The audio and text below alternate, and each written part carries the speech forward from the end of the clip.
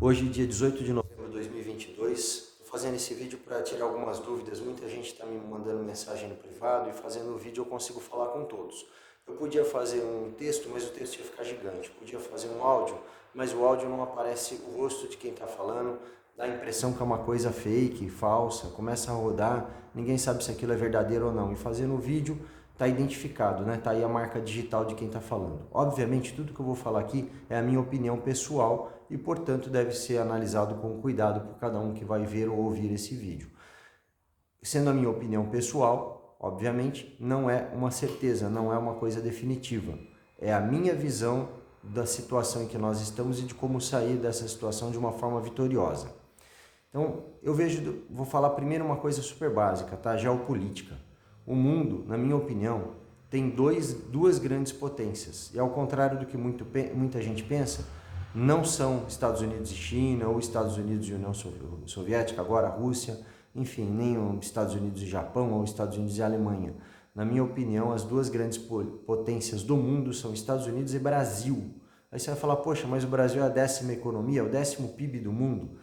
Mas eu sempre defendi a tese que o PIB não é a melhor medida para se identificar o tamanho e a potência de um país. Aí alguns vão falar, então é o IDH, nós também não somos o segundo IDH do mundo. Não, também não é o IDH. Na minha opinião, é um conjunto de fatores, informações e condições que não são mensuradas de uma maneira objetiva por nenhum medidor econômico, ou social ou político. Mas eu vou explicar.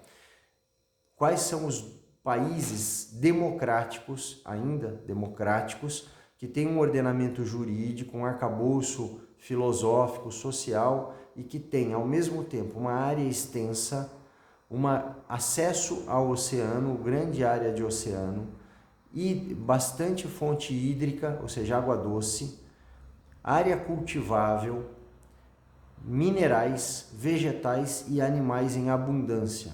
Na minha opinião, para preencher todo esse requisito, somente 2 países, Estados Unidos e Brasil. Somando-se a isso que nós somos uma população de 215 milhões de habitantes, num território de 8 milhões e 500 mil metros quadrados, e que nós estamos inseridos, distribuídos ao longo do planeta, de sul até um pouco acima da linha do Equador, pegando desde um pouco abaixo do trópico de Capricórnio, então nós temos toda uma variação climática também. Tudo isso nos coloca numa situação extremamente estratégica.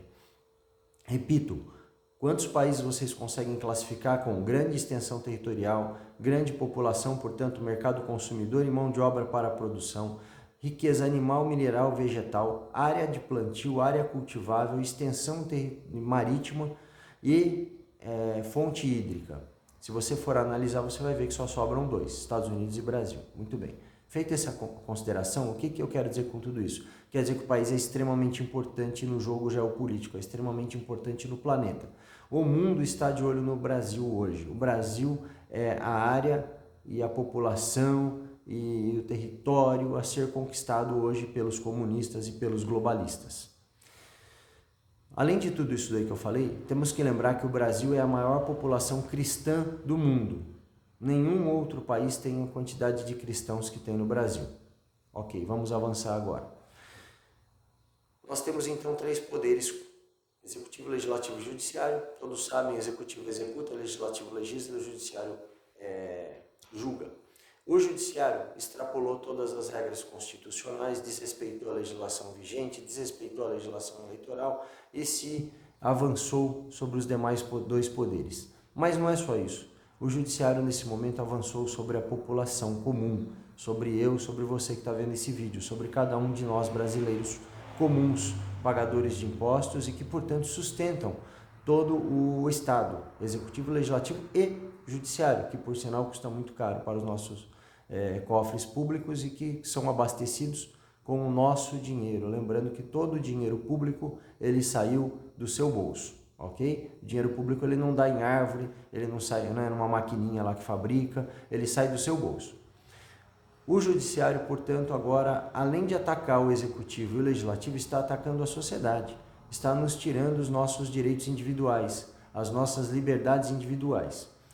E um caso emblemático, agora mais recente, foi o ataque do judiciário aos caminhoneiros, tá certo? Imagine que que significa uma multa diária uma multa horária, uma multa de R$100 mil por hora para os caminhoneiros. Ou seja, se o caminhoneiro ficou 2 dias parado no acostamento de uma determinada estrada, ele vai receber uma multa de 100 mil vezes 48 horas, 4.800.000. Simplesmente é impagável, é impossível. Eu acredito que a renda média de um caminhoneiro deva ser em torno de R$100 mil por ano. Portanto, ele teria que trabalhar 48 anos para pagar essa multa sem comer, sem beber, sem vestir, sem levar sustento para sua família. Ou seja, o Estado esmagando o indivíduo.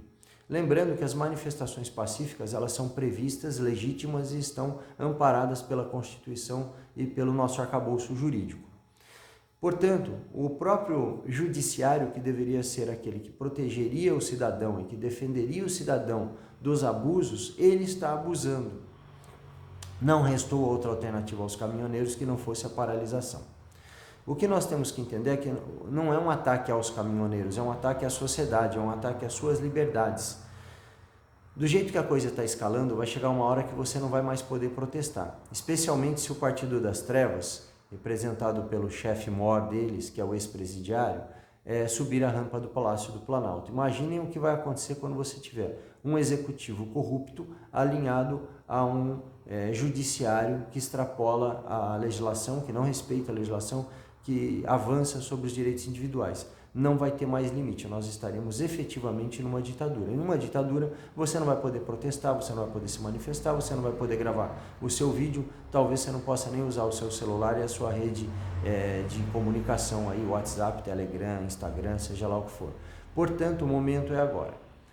Muito bem, o que nós podemos fazer enquanto cidadãos comuns? Ir para as portas dos quartéis. Então, eu insisto com vocês, vão para as portas dos quartéis. A missão número 1 agora dos brasileiros de bem que lutam pela sua liberdade é ir para a porta dos quartéis. A missão número 2 é ir para as portas dos quartéis. E a missão número 3 é ir para as portas dos quartéis. A missão número 1000 é ir para a porta dos quartéis. Vocês entenderam isso? Não tem outra coisa para fazer. Bom, com relação ao que fazer a hora que as Forças Armadas tomarem uma atitude. Eu creio, e aí é novamente a minha opinião, que mais cedo ou mais tarde as Forças Armadas vão tomar uma ação. Por quê? Porque o povo está pedindo e todo o poder emana do povo, artigo 1º da Constituição Federal. Esse poder emana via representação, ou seja, o povo votando, e aí ele tem os seus representantes, deputados estaduais, deputados federais, senadores, prefeitos, governadores, presidente, todos esses são representantes. Eles estão trabalhando, agindo em seu nome. Você delega a eles o seu poder. O poder emana do povo, fonte originária do poder. Acontece que eles também não estão conseguindo exercer o seu poder, porque o judiciário, novamente o judiciário, está atuando contra os seus representantes. Muito bem, então você vai fazer o quê? Você vai usar o seu poder diretamente. Como é que você usa o seu poder diretamente? Indo para as portas dos quartéis, onde as Forças Armadas, que são a representação do povo, não existe nada mais democrático que as Forças Armadas. As Forças Armadas lá tem homens brancos, negros, mestiços, lá tem homens ricos, homens pobres, homens de famílias de origem europeia, de família de origem indígena, ou seja, ali todo mundo é igual, todo mundo come no mesmo refeitório, todo mundo dorme no mesmo alojamento, usa o mesmo uniforme. Percebam como é extremamente igual e democrático nas Forças Armadas? Muito bem, as Forças Armadas são a representação do povo com armas. Então, as Forças Armadas, representando o povo e respeitando a ordem do povo no seu poder originário, vão intervir. Como é que elas vão intervir? Elas vão intervir através do STM, Superior Tribunal Militar. O Superior Tribunal Militar, então, vai, a princípio, pacificar essa situação como? Vai verificando a questão eleitoral, que foi o estopim de toda essa situação. O que aconteceu no processo eleitoral? O processo eleitoral foi todo maculado, não só na votação com as urnas eletrônicas inauditáveis, não só com todo o indício de fraude que existe durante o processo de votação, mas durante todo o processo eleitoral houve máculas, houve vícios, portanto todo o processo ficou imprestável, impróprio. Qual é a minha crença? A minha crença é que o Supremo Tribunal Federal vai intervir na origem do problema. Qual foi a origem do problema? A origem do problema foi quando o senhor Fachin soltou o ex-presidiário, o Lula. Quando ele soltou o ex-presidiário, desrespeitando uma decisão de condenação de primeira instância, segunda instância, terceira instância, de diversos juízes inclusive juízes federais e do Superior Tribunal de Justiça. Quando ele fez isso, ele maculou todo o processo. O Superior Tribunal Militar vai entrar e vai analisar essa situação. E na minha opinião, novamente tudo é minha opinião, a candidatura do ex-presidiário será anulada. Sendo anulada a candidatura do ex-presidiário, todos os votos que foram dados a ele serão anulados. Nós teremos então um candidato que foi eleito no primeiro turno com aproximadamente 80 e alguma coisa por cento dos votos. Muito bem, estará resolvido o imbróglio eleitoral. Legal, né? Mais ou menos, não é só isso. O ex-presidiário volta para a prisão, o senhor Fachin será removido do cargo e será preso e julgado e, na minha opinião, condenado. Outro que será preso, julgado e condenado será o senhor Barroso, que interferiu no legislativo quando tentou se aprovar a PEC do voto impresso. Ele teve uma interferência direta, isso não poderia ter acontecido. Isso para citar só um dos lances desse senhor. E por último, o senhor Moraes, todos sabem a quantidade de arbitrariedades que ele está fazendo, inclusive agora aplicando multas que não tem previsão legal. Lembrando que no Brasil, pelo nosso ordenamento jurídico, você só pode ser preso ou multado ou impedido de fazer alguma coisa ou compelido a fazer alguma coisa se houver uma lei que preveja isso. Então, essas multas, esses bloqueios, esses confiscos, tudo isso que ele tem feito não tem legislação que ampare. Portanto, são abusos de poder também puníveis com a remoção dele do cargo e devido julgamento e condenação. Sem falar em toda a mácula no processo eleitoral que ele esteve diretamente ligado, inclusive como presidente do TSE. Muito bem. Supondo que tudo isso aconteça, e eu acredito que tudo isso acontecerá, eu não sei quando, mas que vai acontecer, vai. E por que vai acontecer? Vai acontecer porque o povo não está recuando. O povo continua nas portas dos quartéis, nas portas dos quartéis, nas portas dos quartéis. O povo continua protestando. O povo não aceitou ser roubado nas urnas, ser roubado no processo eleitoral, porque quando o povo é roubado no processo eleitoral, ele é roubado no poder que emana do povo, artigo 1º da Constituição Federal. Além disso, todo o ataque às liberdades individuais de jornalistas, de políticos e do cidadão comum. Enfim, tudo isso está indignando o povo não vai recuar. Se o povo não recuar, as Forças Armadas intervirem, acontecer tudo isso que eu falei para vocês, automaticamente nós vamos ter a resolução do imbróglio atual. Porém, nós vamos ter um contra-ataque da esquerda. Eu já falei isso em alguma outra ocasião. A esquerda vai contra-atacar. E como que a esquerda vai contra-atacar? A esquerda vai contra-atacar na fronteira, especialmente com as Farc e grupos guerrilheiros, que vão tentar incendiar o país. Nós não vamos ser invadidos por um país, não vai vir aqui uma potência bélica invadir o território brasileiro, porque nós somos muito grandes, somos uma população muito grande. Economicamente não é viável invadir o Brasil, atacar o Brasil, ninguém vai fazer isso. Esqueçam isso. O que vai ter vai ser um ataque de guerrilha. As Farc e outros grupos correlatos e similares vão atacar. Especialmente, eu acredito, em Roraima e no Amazonas. Internamente, na área rural, vai ter os ataques do Movimento Sem Terra, o MST e MTST, que vai atacar as fazendas, os sítios, vai botar o terror. Na área urbana, nós vamos ter ataques do Comando Vermelho da Capital e do PCC, inclusive as nossas forças de segurança, as polícias militares, e a sociedade comum, né? A sociedade civil em geral, empresas, casas, o comércio em geral, rodovias vão ser fechadas, esse pessoal vai atacar os ônibus, aquela coisa toda que a gente já sabe, aconteceu em 2006 no estado de São Paulo, morreram, se não me engano, 59 policiais militares.